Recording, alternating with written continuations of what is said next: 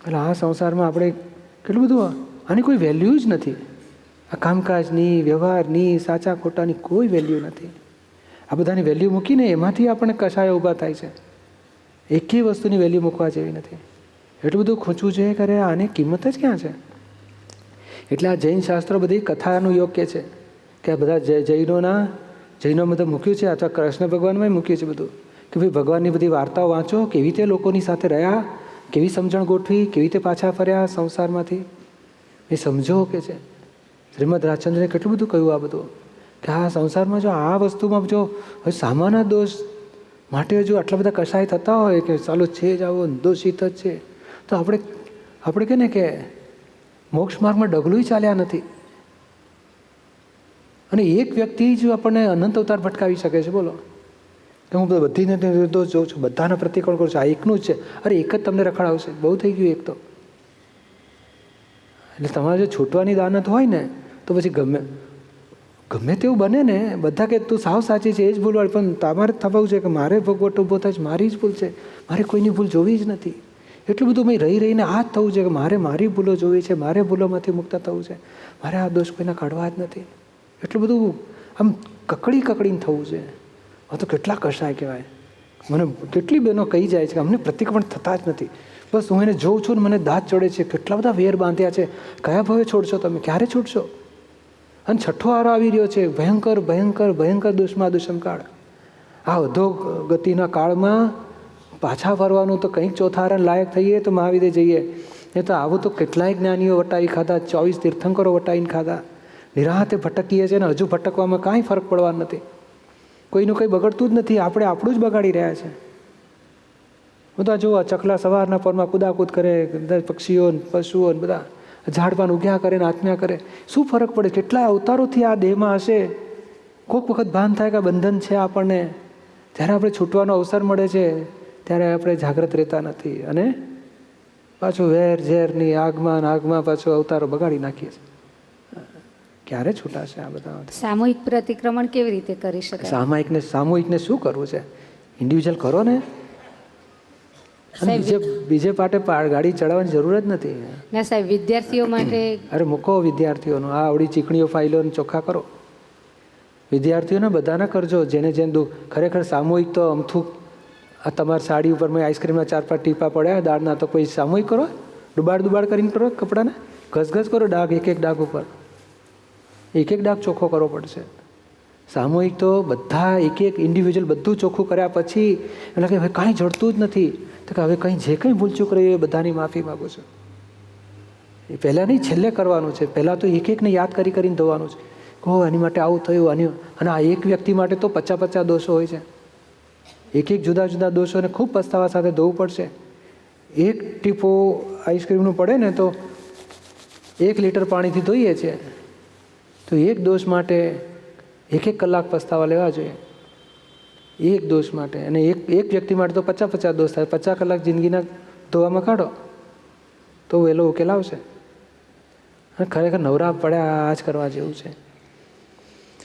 આ જગતથી આપણે કેટલાય કરોડો નહીં પણ અનંત અવતારથી ભટકીએ છીએ, અને હજુ કંટાળો નથી આવતો આ સંસારને, અને કશું જ મળતું નથી. બોલો, આપણે લાગે હું ખાઉં છું, પણ ના, અહીં નળીઓમાં પેસે છે, અહીં નળીઓમાંથી નીકળી જાય છે. આપણે છેટા રહીને જોનારા છીએ, અને આપણે લાગે મેં ભોગ્યું, મને મજા આવી. એક ક્ષણ કોઈ સુખ ભોગ્યું નથી, એક ભાતનો દાણો જિંદગીમાં ખાધો નથી, એક પાણીનું ટીપું પીતું નથી. એવો આપણો આત્મા સ્વરૂપ અનંત સમાધિ સુખનું સ્વરૂપ, એમાં રહેતા નથી. ને આ કકડાટમાં જિંદગીઓ, કકડાટમાંથી સુખી થવા માટે બીજા વેર બાંધીએ છીએ. આ કકડાટમાંથી સુખી થવા માટે ત્રીજા જોડે કકડાટ કરીએ છીએ. અને આવું તો બોલો કેટલું બધું ભયંકર. આપણી જ પ્રકૃતિ આપણને લાગવી છે કે આવી ભયાનક પ્રકૃતિ છે. કેટલા બધા આખો સંસાર સળગાવી નાખે. એક દ્રૌપદી 2 શબ્દ બોલી, આંધળા, એમાં તો કરોડો માણસો મરી ગયા. બોલો, આખો વિનાશ, મહાવિનાશ થઈ ગયો. અને આવી બધી ઊંધી શક્તિઓ વાપરવી છે આપણે. અને નિર્મા જેવા એક સવડામાં વધ્યા, લાખો કરોડોનું કલ્યાણ કરી નાખ્યું. એ શક્તિઓ સવડામાં વાપરો ને. જગતની નિર્દોષ જોઈને કલ્યાણની ભાવનાઓ કરો, અને સવડામાં શક્તિઓ વાપરો. તો આ અવળું તો આપણને ભટકાવી મારશે, અને કોઈ બચાવશે નહીં હવે. જે આ છેલ્લી દાદાની આ અક્રમ વિજ્ઞાન ખુલ્લું થયું છે એમાં જો ડાયા થયા તો કલ્યાણ થશે, નહીં તો પછી હતું જ દુનિયા આવીને આવી. જો ને મહાવીર ભગવાન હોવા છતાં અમુક લોકો પામ્યા, બાકી આખી દુનિયા આવીને આવી રહી. આપણે બધા જોઈએ છે ને, આ ટેરરિસ્ટ ને આતંકવાદ ને ધરતીકંપો બધું ચાલ્યા જ કરશે દુનિયા ઉપર, અને કચડાયા કરશે ને મર્યા કરશે, નવા અવતાર લયા કરશે, ને આપણે એમાંના એક હોઈશું. ત્યારે માંડ માંડ છટકવાનો રસ્તો મળ્યો, કામ કાઢી લો. શું સુખી થયા? એક દોષ કાઢીને શું સુખી થયા? આ તમારી માટે નથી, આ બધા માટે વાત છે. મારી માટે આ જ વાત છે કે કોઈનું આંખું જોવાની જરૂર શું છે તારે? પાછા ફરો, આપણે પાછા ફરો. કેમ કરીને આપણે ચોખ્ખા થઈએ એની માટે જાગૃત રહેવા જેવું છે. હસબન્ડ પાછા વાઈફની ભૂલો કાઢે ને વાઈફ પછી હસબન્ડની ભૂલો કાઢે ને પછી કે ખરા તમે મારી બધી ભૂલ બતાડજો. અને પાછું પેલો જાણે કે ઓહો ભૂલ બતાડવાનો અધિકાર મને સોંપી દીધો છે. અને પછી ધણીપણામાં રહીને પાછો ભૂલો બતાવે. પેલી મગજ છટકે જ ને પછી લઘુત્તમ ભાવમાં રહીને બતાડવાનું હોય. તમે છટકી જાય, જો તું તારી આવી ભૂલો હસીને ટોણો મારા જેવું. એટલે એવું કંઈ ભૂલો બતાડવાનું બતાડો કહેલું કે ભાઈ તમે એક વાક્ય વિચારશો તમે મારું? તો કે આ શું કહો છો? આજે છે ને આવું બન્યું ને તે આ શું પેલી ભૂલ કહેવાય જરાક. આમ એવું આમ ગભરા આપણે કે ના છૂટકે કેવી પડતી હોય. હા તો મેં પેલાને રોફ મારે ને પછી પેલાને રોફ મારે ને બે પછી અંકાર ટકરાયા કરે. અથવા પછી પ્રાર્થના કરો, બંધ રાખો કહેવાનું. 10માંથી 15માંથી 10 વખત તો કહેવાનું જ ના હોય. પછી એકાદ બે વખત થાય કહું કે ના કહું, ત્યારે થાય કે ના હવે વ્યવસ્થિત સંજોગ મળવા દો પછી ત્યારે કહીશું. પછી 13મી વખતે પછી ખૂબ વિનંતી કરીને, અને તોય પછી 15મી વખતે કહેવાનું ખરેખર બોલવાનું થાય ને, 15 વખત ઈચ્છા થાય ને તો 15મી વખતે કેવું આપણે. અને તે પેલી 3 વાક્ય બોલીને કે હે શુદ્ધાત્મા ભગવાન તમે જુદા બેન જુદા, બેનના મનનું સમાધાન થાય એવી વાણી બોલવાની શક્તિ આપો. આપણે દીપક એવું બોલજો કે એમના મનનું સમાધાન થાય. હે દાદા ભગવાન એમના મનનું સમાધાન થાય, એના સર્વ વિઘ્નો દૂર કરો, અંતરાય દૂર કરો. એ બધી સરસ પ્રાર્થનાઓ કરીને પછી 2 શબ્દ ધીમેથી વિનંતીથી કહેવાય કે તમે એક શબ્દ વિચારશો મારો કે આ કાલે સત્સંગમાં આવી વાત નીકળી હતી, તમારી પ્રકૃતિમાં આવું વારંવાર થતું હોય છે, તો જરા વિચારજો અને જાગૃતિ ગોઠવજો. અને આપણે કહીને પ્રતિક્રમણ કરીને ચોખ્ખું થાય ને તો તમારી પ્રગતિ થશે. આ તો મારી વિનંતી છે, તમે વિચારજો. હા આટલું કરીને છોડી દેવાનું. હા તો સાંભળ્યું તમારા માટે વાતો છે તો પેલાને મગજ છટકે એ તમારી વાતો નથી. એટલે આપણે દોષ ધોવાના રહી ગયા, નવા દોષો ઉત્પાદન કર્યું. બોલો આપણે કંઈ દોષનું કારખાનું છીએ? દોષો ઉત્પાદન કર્યા જ કરો. હવે છૂટવા માટે ભેગા થયા છે આપણે. બીજાની ભૂલો કાઢીને આપણે ક્યારે છૂટીશું? એટલે એટલું બધું સાચવવા જેવું છે કે ધીમે ધીમે આપણી પ્રગતિ થાય. આ બધા કેટલાય કહી જાય છે મને પ્રતિક્રમણ થતું જ નથી, સામયિક કરવાનું ગમતું જ નથી, ચરણવિધિ વાંચવાનું ગમતું જ નથી. તો શું ગમે છે? કકડાટ કરવાનું ગમે છે, બીજા જોડે ઝઘડા કરવાનું ગમે છે, બીજાના દોષો કાઢવાનું ગમે છે, બધા દુઃખી થાય એમાં ખૂબ મજા આવે છે. આ તો પાછવતાનો આનંદ કહેવાય. તો પછી પાછુંમાં જઈશું આપણે? ફાવશે? કોણ બચાવશે? અત્યારે અહીં ગાયો કૂતરું આવતું જતું હોય, શું કામ લાગે એને જ્ઞાનની વાત? અરે જ્ઞાનવિધિમાં બેઠું હોય તો એને શું ફાયદો? એને બિસ્કિટ દેખાડ એટલે ઊભું થઈ જાય અને હડવા માંડે. બોલો આ બિસ્કિટના આધારે જીવે છે કે જ્ઞાનના આધારે જીવું છે? ને કશું નહીં. બોલો શું કામ થશે એનું? તો મહાપરાણે મનુષ્ય ભાવ મળ્યો છે, જ્ઞાનની વાત સમજી શકાય એવું આપણું હૃદય લઈને આવ્યા છે. કેટલી કોટી જન્મની પુણ્ય લઈને આવેલા છીએ.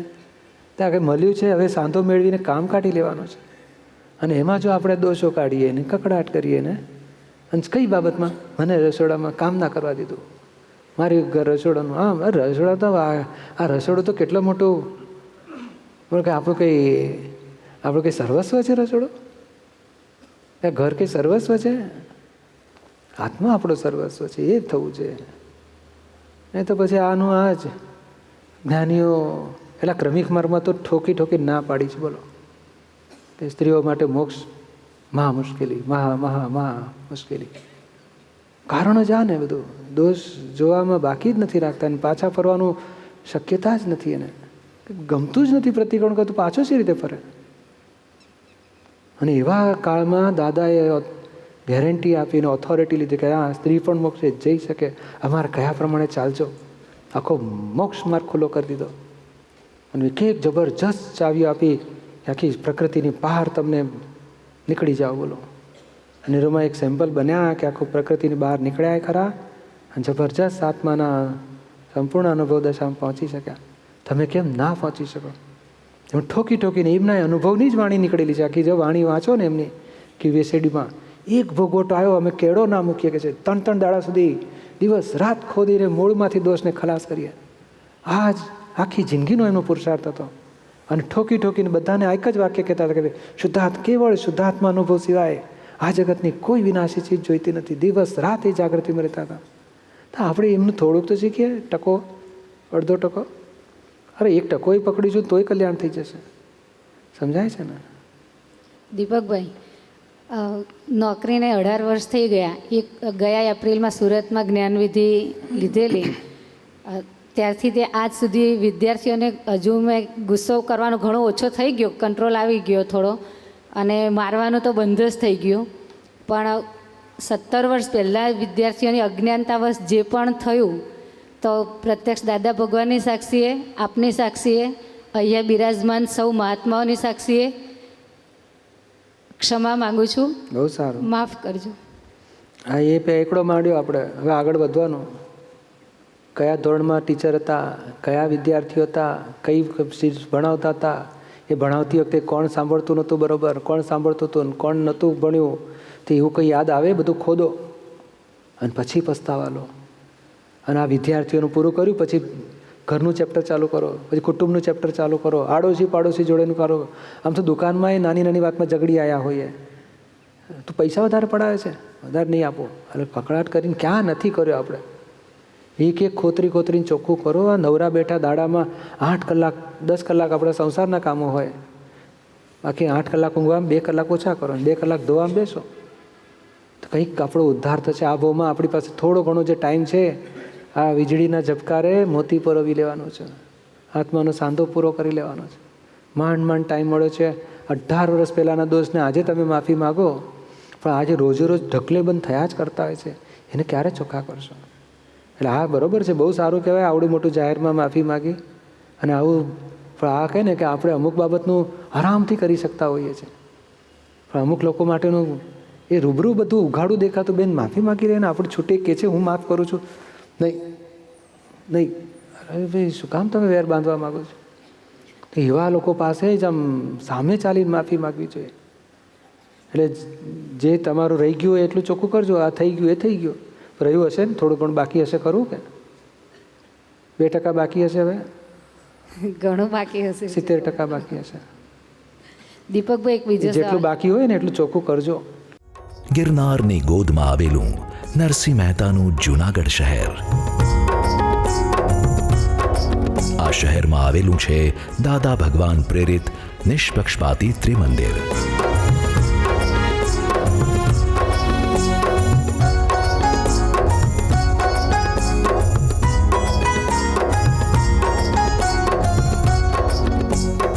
મંદિરમાં પગ મૂકતા જ કંઈક અલગ જ વાઇબ્રેશનનો અનુભવ થાય છે.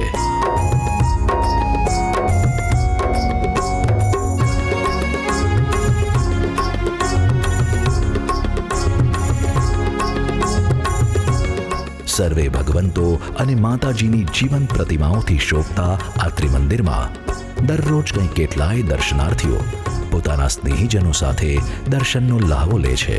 આપ પણ આ અમૂલ્ય લાભ લેવાનું ચૂકશો નહીં. હવે એક નવી શરૂઆત કરીએ, હવે એક નવી શરૂઆત કરીએ, હા શરૂઆત કરીએ. It's Dada Bhagwan Foundation presentation. Trimandir Sankul, Adalaj, District Gandhinagar, Gujarat. Phone 9327 010101.